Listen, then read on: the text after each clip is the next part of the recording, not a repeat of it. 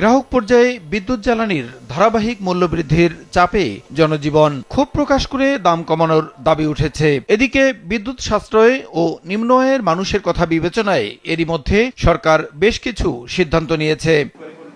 সাপ্তাহিক ছুটির দিনে সচিবালয়ে জরুরি সংবাদ সম্মেলনে প্রধানমন্ত্রীর তথ্য উপদেষ্টা জানালেন, নিম্ন আয়ের ৬৫% গ্রাহককে বর্ধিত দামের আওতামুক্ত রাখা হয়েছে।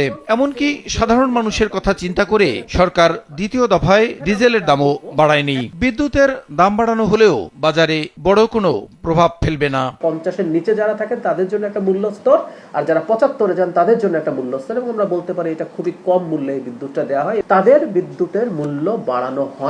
বিইআরসি সব ক্ষেত্রে বিদ্যুতের মূল্য বাড়িয়েছিল, কিন্তু সরকার অ্যাপিল করে এই বিদ্যুতের মূল্য আগের জায়গায় রেখে দিয়েছে। সরকার পেট্রোল, অকটেন এবং কেরোসিনের দাম বাড়িয়েছে, ডিজেলের দাম বাড়ানো হয়নি। বাজারে জিনিসপত্রের দাম, বিশেষ করে কাঁচা বাজার, সবজির মূল্য আমি দেখি বেশ তুলনামূলকভাবে নিয়ন্ত্রণে আছে। তথ্যমন্ত্রী বলেন, আওয়ামী সরকারের লাগামহীন দুর্নীতি এবং অতিরিক্ত আমদানি নীতির কারণে জ্বালানি খাতে সংকট সৃষ্টি হয়েছে। তবে মূল্যস্ফীতি নিয়ন্ত্রণ এবং সাধারণ মানুষের জীবনযাত্রার কথা চিন্তা করে এ খাতে বিশাল ভর্তুকির তুলনায় দাম বেশি বাড়ানো হয়নি।